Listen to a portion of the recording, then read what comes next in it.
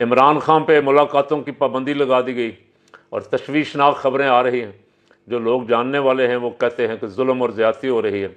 یہ پابندی عدالتی حکم سے تو نہیں لگی، یہ مریم صاحبہ کے آرڈر سے لگی۔ بسم اللہ الرحمن الرحیم، نحمدہ ونصلی ونسلم علی رسولہ الکریم۔ اس وقت دنیا کے حالات انتہائی مخدوش ہو رہے ہیں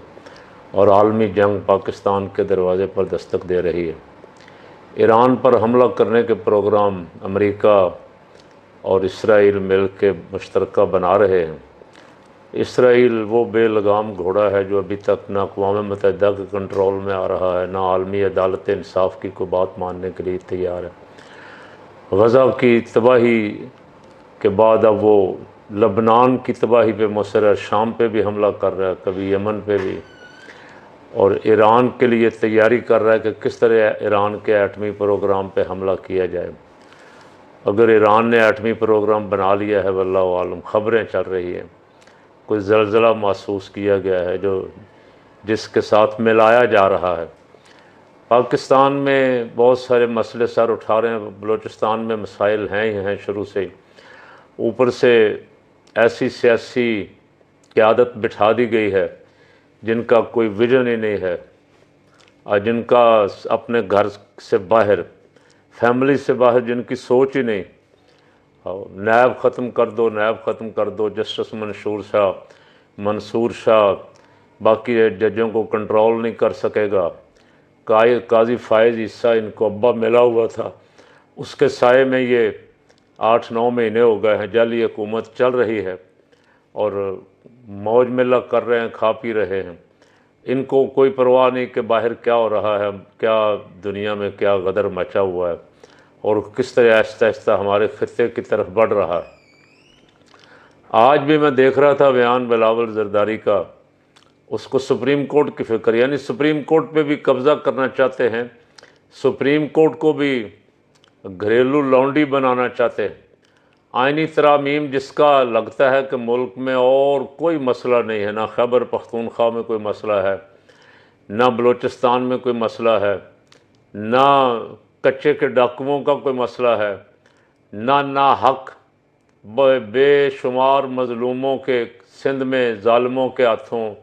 زمینداروں کے ہاتھوں مارے جانے کا کوئی مسئلہ ہے، ظلم و ستم کا کوئی مسئلہ ان کے لیے نہیں۔ ان کو صرف ایک ہی مسئلہ ہے کہ ملک میں آئینی ترامیم ہو جائیں، عدلیہ ان کی لونڈی بن جائے، جو جج ان کی مرضی کا فیصلہ نہ دے اس کو یہ اٹھا کے باہر پھینک دیں۔ آج بلاول صاحب یہ بھی فرما رہے ہیں کہ نیب سارے مسائل کی جڑ ہے، جب تک نیب ختم نہیں ہوتا اس وقت تک ملک میں استحکام نہیں آئے گا۔ تو آپ کے ابے کی حکومت میں 2008 سے لے کے 13 تک بھی نیب موجود تھا، ختم کر لیتے آپ، اس وقت کوئی رکاوٹ نہیں تھی۔ پھر 13 سے لے کے میاں صاحب بھی 18 تک رہے ہیں اور وہ بھی ختم نہیں کر سکے، اور انہوں نے اس وقت توجہ نہیں دی۔ اور پھر جب ان کو ڈیل مل گئی، لندن پلان بن گیا اور یہ کئی 100 ارب کے کیسوں میں ان پہ فرد جرم عائد ہونے والی تھی، اور جو سال 2 سال سے فرد جرم عائد نہیں ہو رہی تھی، وہ پتہ چل گیا قوم کو کہ اس کے پیچھے بھی باجوے کا ہاتھ تھا، سیاسی انجینئرنگ۔ اور جب فرد جرم عائد ہونے لگی تھی اس دن وزیر اعظم بنا دیا گیا۔ تو میں تو خود کہتا ہوں ایسی نیب پہ 1000 لعنت ہے، اور جس نیب پہ اربوں روپیہ خرچ ہو رہا ہے،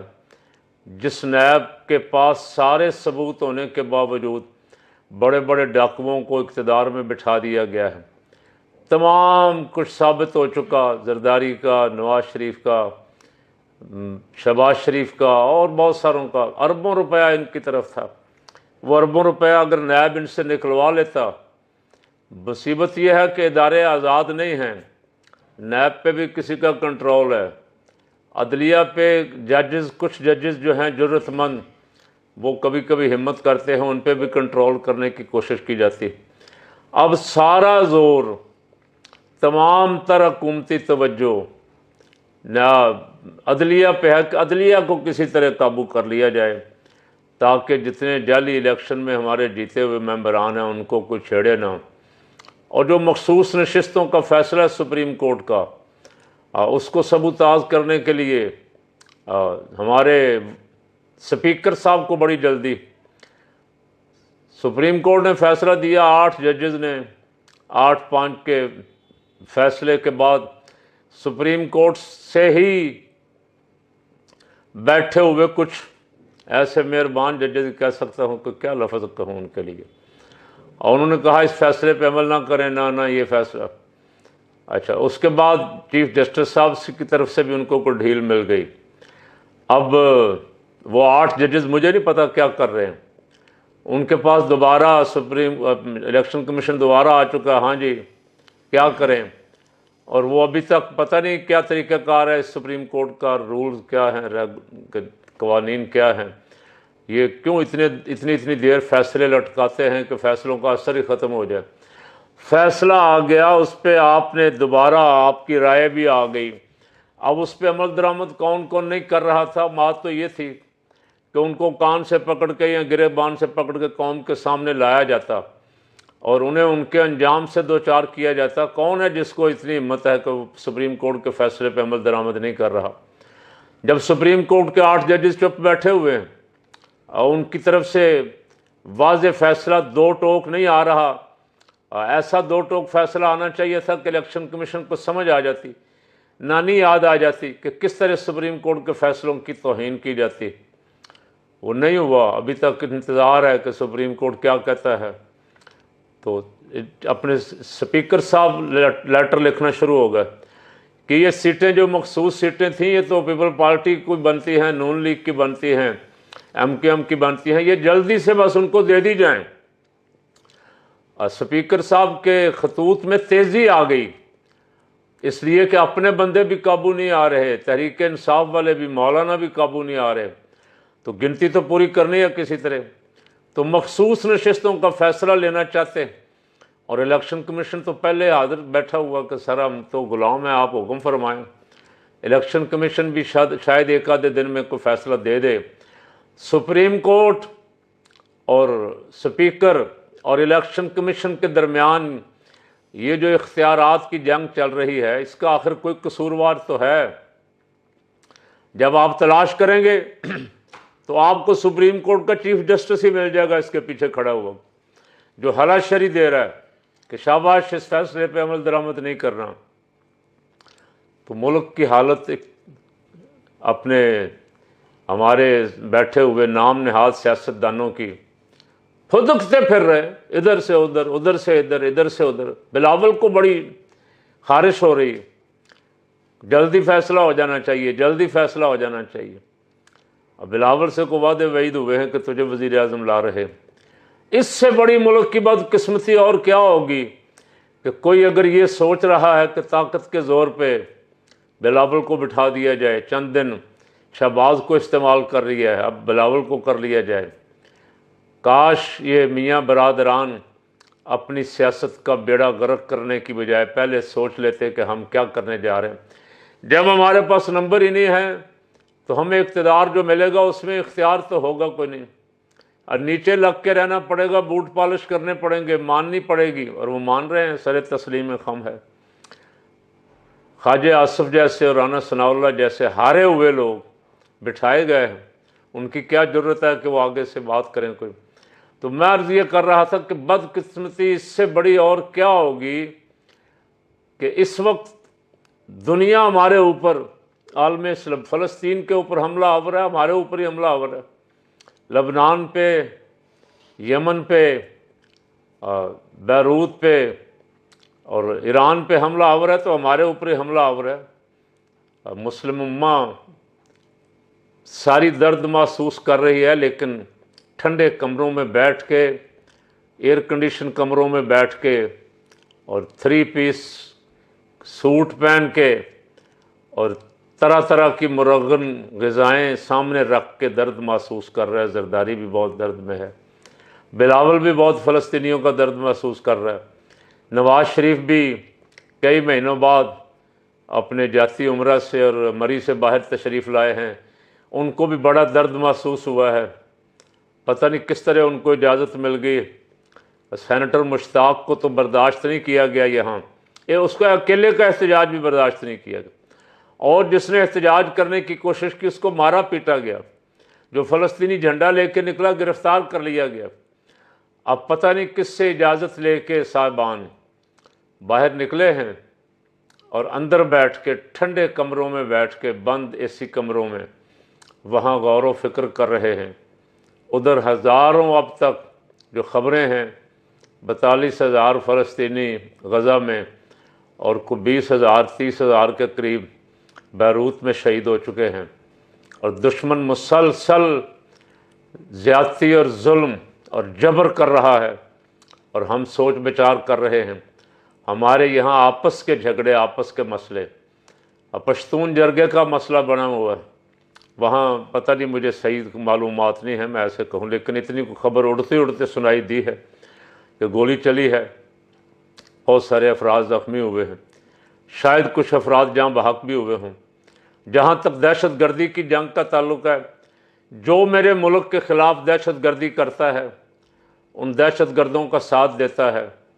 کسی صورت بھی اسے برداشت نہیں کیا جا سکتا، یہ حق ہے۔ بلوچستان میں ہو، کراچی میں خود کچھ دھماکہ کرے،